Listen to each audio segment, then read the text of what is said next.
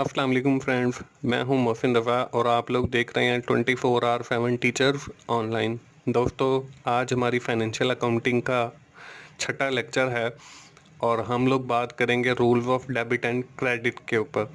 दोस्तों, हमने अपनी चौथी क्लास के अंदर डेबिट और क्रेडिट की बात की थी, जिसमें मैंने आप लोगों को बताया था कि अगर हमारी तरफ कोई चीज़ आ रही है, मतलब बिजनेस के अंदर इन हो रही है, तो वो डेबिट होता है। और अगर बिजनेस से कोई चीज़ आउट हो रही है तो वो हमारा क्रेडिट होता है। दोस्तों, आज उसी हवाले से हमारा एक लेक्चर है जिसमें हम पढ़ेंगे कि rules of debit and credit क्या हैं। आज की क्लास शुरू करने से पहले दोस्तों, हम लोग क्विकली समराइज कर लेते हैं कि हमने पिछली क्लास के अंदर क्या चीज़ें कवर अप की थी। दोस्तों, पिछली क्लास के अंदर हम लोगों ने बात की थी एसेट्स के ऊपर। मैंने आपको बताया था कि कंपनी की जो चीज़ें मलकियत होती हैं वो एसेट्स होती हैं।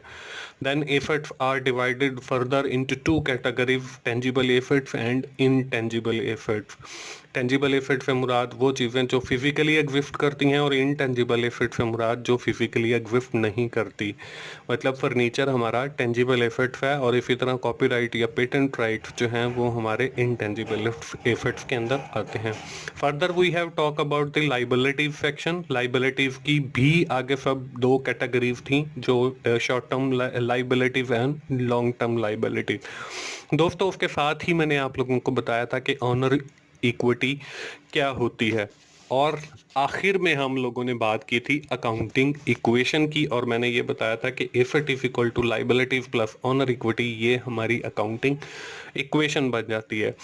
और आखिर में हम लोगों ने, मैंने आपको ये भी बताया था कि अगली क्लास के अंदर हम लोग एक अकाउंटिंग इक्वेशन की एग्जांपल लेंगे और उसे मैं आप लोगों को सामने सॉल्व भी करूंगा। तो चलिए हम लोग देखते हैं आज की हमारी क्लास का टॉपिक क्या है। दोस्तों, आज की क्लास में हमारी जो बात है अकाउंटिंग इक्वेशन के ऊपर, जिसको हमने आखिर में ख़त्म नहीं किया था पिछली क्लास के अंदर, और मैंने आपसे शेयर किया था कि हम आगे इसकी एग्जांपल करेंगे। तो आज की क्लास में भी हमारी बात अकाउंटिंग इक्वेशन के हवाले से जारी रहेगी और उसके साथ ही हम लोग rules of debit and credit भी पढ़ेंगे। तो चलिए हम लोग अपनी क्लास का शुरू करते हैं और देखते हैं। ये दोस्तों आपके सामने एक इलिस्ट्रेशन है, this is related to accounting equation, और ये आपकी फिक्स मतलब जून के मंथ की है। और इसमें मैंने आपको डिफरेंट ट्रांजैक्शंस दिखाई हैं और ट्रांजैक्शन के हवाले से हम लोगों ने पहले पिछले लेक्चर्स के अंदर पढ़ चुके हैं। और मैंने बताया था कि एनी डीलिंग बिटवीन टू और more than two person is known as transaction. तो ये for the month of June है, उसकी ट्रांजैक्शन है और एक कंपनी की है। तो चलिए मैं सबसे पहले पढ़ देता हूँ कि ये ट्रांजैक्शन है क्या। Mister Charlie started his business with RF 1 lakh. Charlie ने जो है वो 1 लाख से अपना कारोबार शुरू किया। परचेज फर्नीचर RF 4,000, 4,000 का उसने फर्नीचर परचेज किया। परचेज गुड RF 25,000, उसने 25,000 की अशिया खरीदी हैं। Paid transportation on good purchase 1,000 रुपये जो है ट्रांसपोर्टेशन चार्जेस पे किए हैं जी, जो उसने चीज़ें खरीदी हैं अपने फैक्ट्री तक लाने के लिए। Sold goods RF 15,000, costing RF 11,000। उसने 15,000 की चीज़ें उसमें से सेल आउट की हैं जिनकी कॉस्ट जो है वो 11,000 है। Purchase goods on credit base RF 15,000, कुछ चीज़ें और खरीदी हैं उधार के ऊपर 15,000 की। Sold goods mister Raza on credit basis for RF 8,000, costing 6500। चीज़ें फरोख्त की हैं जी रजा को और 8,000 की फरोख्त की हैं, उधार के ऊपर फरोख्त की हैं और उनकी कॉस्ट जो है वो 6500 है। Receive cash from Rashid, Rashid से कैश रिसीव किया है 4,000 और cash paid to the creditor 9,000, creditor को 9,000 पे किया है और पेड रेंट सैलरीज और रेंट पे किया है for the month of June 4,000। ये दोस्तों हमारी कुछ ट्रांजैक्शन है, मैं इनको आपको अकाउंटिंग इक्वेशन में करके दिखाऊंगा। चलिए हम लोग अपनी अकाउंटिंग इक्वेशन देखते हैं। इसमें हमने दोस्तों पढ़ा था assets is equal to liabilities plus owner equity. ठीक है जी, ये वही अकाउंटिंग इक्वेशन है। इसमें देखें हमारी जो फर्स्ट ट्रांजैक्शन है, that is mister Charlie started business with cash RF 1 lakh. दोस्तों, एसेट वाली साइड पे देखें, मैंने एक नीचे अकाउंट पे बना दिया है कैश का, और लाइबिलिटीज या ऑनर इक्विटी वाली साइड पे एक कैपिटल लिख दिया है। क्योंकि इस ट्रांजैक्शन से हमारे दो अकाउंट इफेक्ट होते हैं। हमने पीछे पढ़ा था कि एक डेबिट का होता है, एक क्रेडिट का होता है। जो चीज़ इन हो रही है कारोबार के अंदर वो कैश है, और जो चीज़ आउट हो रही है वो कैपिटल की सूरत में, क्योंकि हमने कैपिटल रिटर्न करना होता है। तो अब देखें कैश के नीचे मैंने 1 लाख लिख दिया और कैपिटल वाली साइड पे भी 1 लाख लिख दिया। अब देखें इक्वल्स के दोनों साइड पे हमारे 1-1 लाख लिखा हुआ है और दोनों साइड बिल्कुल बराबर हैं, और this is also called accounting equation, कि ये अकाउंटिंग इक्वेशन की दोनों साइड्स बराबर होना ही ज़रूरी है, क्योंकि हमने डुअल एस्पेक्ट ऑफ ट्रांजैक्शन पढ़ा है जिसमें every debit is equal to every credit. आप ये इक्वल्स के एसेट्स वाली साइड को डेबिट समझ लें और इक्वल्स के इस वाली साइड को लाइबिलिटीज प्लस ऑनर इक्विटी वाली साइड को आप क्रेडिट साइड समझ सकते हैं। तो हमारी देखें दोनों साइड्स बराबर हैं। उसके बाद हमारी एक ट्रांजैक्शन खत्म हो गई, उसके बाद आ गई हमारी दूसरी ट्रांजैक्शन जिसमें हमने लिखा है जी परचेज फर्नीचर RF 4000। अब देखें फर्नीचर जो है बेसिकली हमारा एसेट है, एसेट वाली साइड पे देखें प्लस लगाकर मैंने फर्नीचर लिखा, उसके साथ जो है फर्नीचर के नीचे मैंने 4000 लिखा। अब देखें 4000 हमने पे किया है और फिर हम 4000 कैश में से माइनस कर देंगे, तो फिर हम इस पूरी अकाउंटिंग इक्वेशन का टोटल करते हैं। अब देखें कैश वाली साइड पे 1 लाख जो है उसमें से 4000 माइनस हो गया क्योंकि हमने फर्नीचर खरीदा है, तो हमारे पास बाकी जो बैलेंस बचा है वो 96,000 है, और प्लस जो है वो 4000 है फर्नीचर का, और इज इक्वल टू 1 लाख हमारा कैपिटल। तो ये दोनों साइड्स जो हैं वो बराबर हैं। इसी तरह हमारी आगे फर्दर ट्रांजेक्शन आती है जिसमें हम देखते हैं परचेज गुड फॉर RF 25,000। अब गुड्स भी हमारा इफेक्ट्स होती हैं, तो फर्नीचर के साथ एक और अकाउंट ओपन किया, प्लस लगा के गुड्स लिखा, गुड्स में हमने 25,000 लिखा, और गुड्स जो है हमने कैश से खरीदी है तो कैश में से हम माइनस कर देंगे 25,000। तो जब हम इसका टोटल बैलेंस चेक करेंगे तो हमारे पास जो कैश बैलेंस है वो 71,000 बच जाएगा। फर्नीचर का उसमें 4,000 ऐड करेंगे और 25,000 जो है गुड्स को ऐड करेंगे तो वो 1 लाख बनता है, और दूसरी साइड पे राइट हैंड साइड पे भी हमारे पास कैपिटल की सूरत में 1 लाख मौजूद है। अगली ट्रांजैक्शन देखते हैं जी। अगली ट्रांजैक्शन में देखें हमारे पास पेड ट्रांसपोर्टेशन चार्जेस हैं ऑन गुड्स परचेज, ये हम देखें कैश से माइनस करेंगे और उसको हम कैपिटल से भी माइनस करेंगे। तो अब देखें हमारे पास बैलेंस जो है after passing this transaction into the accounting equation वो हमारे पास बचता है 70,000 कैश, फर्नीचर 4,000 और 25,000 गुड्स, और राइट हैंड साइड पे हमारे पास बचता है 99,000, और दोनों साइडें जो है वो बराबर हैं। इसी तरह अगली जब हम ट्रांजैक्शन देखते हैं वो है sold goods for cash RF 15,000, costing RF 11,000। अब देखें हमने चीज़ें फोल्ड की हैं 15,000 की, लेकिन उनकी जो कॉस्ट है वो 11,000 है। हम देखें 15,000 कैश के अंदर ऐड कर लेते हैं क्योंकि अब चीज़ें हमारी 15,000 की सेल हुई हैं, और उसमें हम 11,000 गुड्स में से माइनस कर देते हैं, और इसी तरह हम कैपिटल के अंदर 4,000 ऐड कर लेते हैं क्योंकि 4,000 हमें मुनाफा हुआ है। तो जब हम बैलेंस चेक करते हैं तो हमारे पास कैश में 85,000 है, फर्नीचर 4,000 है, गुड्स हमारा 14,000 की बच गई, और राइट हैंड साइड पे 1,03,000 जो है हमारा कैपिटल हो गया जी। अगली ट्रांजैक्शन है जी, अगली ट्रांजैक्शन है हमारे पास purchase goods on credit base RF 15,000। अब हमने चीज़ें खरीद की हैं और 15,000 की हैं। अब गुड्स वाले अकाउंट में तो हम जो है 15,000 ऐड करेंगे, लेकिन इसका राइट हैंड साइड पे इक्वल्स के पेएबल का अकाउंट बनेगा क्योंकि हमने वो अदायगी करनी है, और ये पेएबल जो है हमारी लाइबिलिटी है। तो पेएबल के नीचे 15,000 आ गया देखें यहाँ पे, और उसके बाद हम गुड्स के अंदर ऐड कर लेते हैं ये चीज़ें 15,000।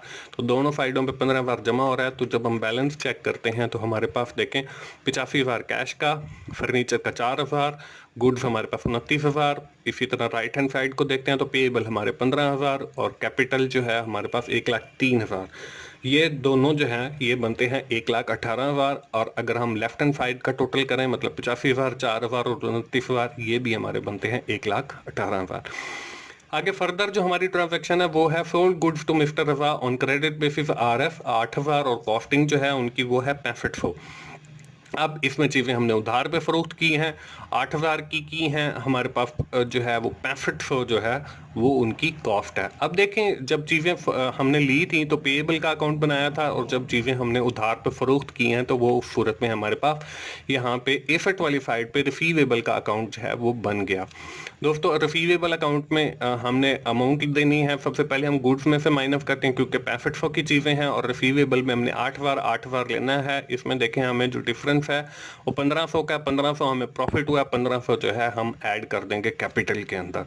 तो दोस्तों एंड एंड पे हम इसका बैलेंस चेक कर लेते हैं। इसमें हमारे पास कैश में 85,000 बन गया, फर्नीचर में वही 4,000 है, गुड्स हमारे पास 25,000 की रह गई, रिसीवेबल हमारे पास 8,000 के, और राइट हैंड साइड अगर हम देखते हैं तो उसमें पेएबल जो है हमारे 15,000, और कैपिटल जो है वो हमारे पास वो ज़्यादा हो गया है, वो 1,04,500 बन गया। दोस्तों उसके बाद हम अगली स्लाइड पे आ गए हैं। अगली स्लाइड पे सबसे पहले मैं वही चीज़ें लिख लेता हूं जो हमारी पिछली स्लाइड के ऊपर थी। ये लिखने के बाद हम लोग देखते हैं अगली ट्रांजैक्शन। इसमें है receive cash from Rashid RF 4,000। अब कैश हमारे पास आया, कैश के अंदर ऐड कर देंगे 4,000, और जो हमारा है रिसीवेबल उसमें से माइनस कर देंगे 4,000। तो बैलेंस करते हैं जी। बैलेंस में देखें हमारे पास आ गया जी 89,000 जो है कैश में, 4,000 फर्नीचर में, गुड्स में 22,500, रिसीवेबल में 4,000, और राइट हैंड साइड पे हमारा पेएबल जो है वो हमारा 15,000 है, और कैपिटल जो है वो 1,04,500 है। इसी तरह अगली ट्रांजैक्शन है G cash paid to the creditor 9,000। अब देखें 15,000 हमने देना है, उसमें से माइनस करेंगे कैश में से 9,000, और पेएबल में से माइनस करेंगे 9,000, तो फिर हमारे पास जो बैलेंस है वो बच जाता है जी कैश में 80,000, फर्नीचर में 4,000, गुड्स में हमारे पास 22,500, रिसीवेबल में हमारा 4,000, पेएबल के अंदर जो है हमारा बच जाता है 6,000, और कैपिटल जो है वही हमारा 1,04,500। और दोस्तों हमारी इसके बाद आ जाती है जी आखिरी ट्रांजैक्शन जो है paid rent and salary RF 4,000 for the month of जून। देखें कैश में से माइनस करेंगे 4,000, और हमारा जो है कैपिटल में से भी माइनस करेंगे 4,000, तो हमारा जो बैलेंस बचता है एंड के ऊपर दोस्तों वो बच जाता है। कैपिटल के अंदर हमारे पास बचता है यहाँ पे 76,000 बचेगा। आई थिंक 80 में से 4 गए तो बाकी 76,000 बचता है। यहाँ पे 70 लिखा हुआ है तो आपने 76 का कर देना है। फर्नीचर में हमारा 4,000 है, गुड्स में हमारा 22,500 है, रिसीवेबल के अंदर हमारा 4,000 है, और पेएबल जो है हमारे 6,000 हैं, और कैपिटल जो है वो 1,05,000 बच गया। दोस्तों अब हम इनका करेंगे टोटल, मतलब लेफ्ट हैंड साइड का भी टोटल करेंगे और राइट हैंड साइड का भी टोटल करेंगे। तो वो हमारे पास देखें आ रहा है टोटल 1,06,500, और इधर राइट हैंड साइड पे भी हमारे पास 1,06,500 आता है। तो ये दोनों साइडें बराबर हैं। इट मीन्स कि हमारी अकाउंटिंग इक्वेशन भी ठीक है। दोस्तों ये तो थी हमारी पिछली क्लास की जो मैंने आपको शेयर किया था कि मैं अगली क्लास के अंदर आपसे एक एग्जांपल शेयर करूंगा अकाउंटिंग इक्वेशन के हवाले से।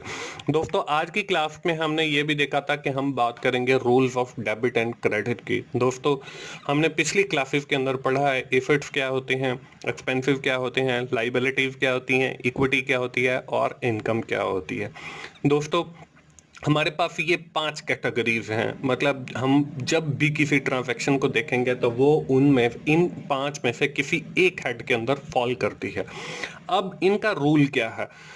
एसेट और एक्सपेंसिव को एक हेड बना दिया है, लाइबिलिटीज, इक्विटी और इनकम को इनका एक हेड बना दिया। अब एसेट और एक्सपेंसिव जब इंक्रीज होते हैं तो वो हमारे डेबिट होते हैं, और जब वो डिक्रीज होते हैं मतलब कम होते हैं तो वो हमारे क्रेडिट होते हैं। और नीचे वाला जो हेड है वो इसका उलट है। मतलब लाइबिलिटीज, इक्विटी और इनकम जब हमारी डिक्रीज होती है उस सूरत में डेबिट होती है, और जब वो इंक्रीज होती है उस सूरत में क्रेडिट होती है। दोस्तों ये है रूल्स ऑफ क्रेडिट, और ये रूल्स ऑफ क्रेडिट आप लोगों ने ज़बानी याद कर लेने हैं, क्योंकि आने वाली क्लासेस के अंदर हम लोग इन्हीं रूल्स के ऊपर बात करेंगे, और पूरी की जो पूरी फाइनेंशियल अकाउंटिंग है वो इन्हीं रूल्स के गिर्द घूमती है, और डेबिट और क्रेडिट उसके अंदर अहम रोल अदा करते हैं।